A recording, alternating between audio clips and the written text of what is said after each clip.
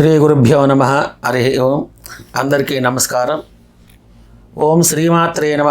TV ప్రేక్షకులకు స్వాగతం.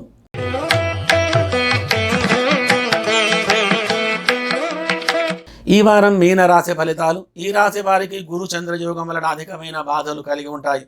ఎక్కువగా ఆందోళన, విచారం కలిగి మానసికంగా ఇబ్బందులకు గురి కావలసి వస్తుంది.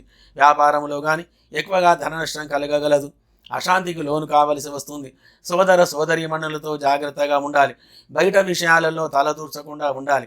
లేదంటే అధికమైనటువంటి ఒత్తిడికి మీరు గురి కావలసి వస్తుంది.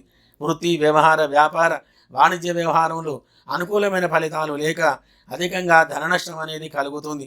ఉద్యోగం చేస్తున్న వారైతే మీ యొక్క అధికారులపైన జాగ్రత్తగా ఉండాలి. గొడవలు కలిగేటువంటి అవకాశాలు ఎక్కువగా ఉంటాయి.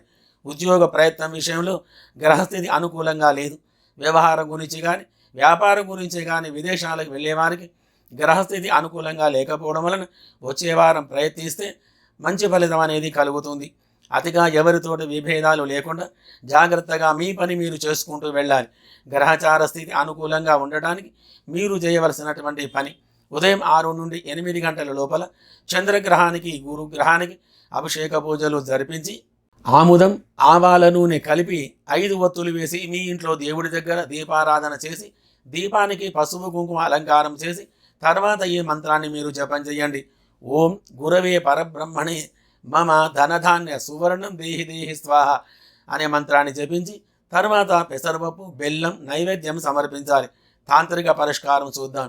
గంధక చూరాలు మరియు వట్టివేర్లు సేకరించుకొని స్నానం చేసేటువంటి నీళ్లలో వాటిని వేసి ఆ నీళ్లతో స్నానం చేయడం వలన మంచి ఫలితాలు కలిగి సుఖంగా సంతోషంగా ఉండగలరు. శుభం భూజాత్.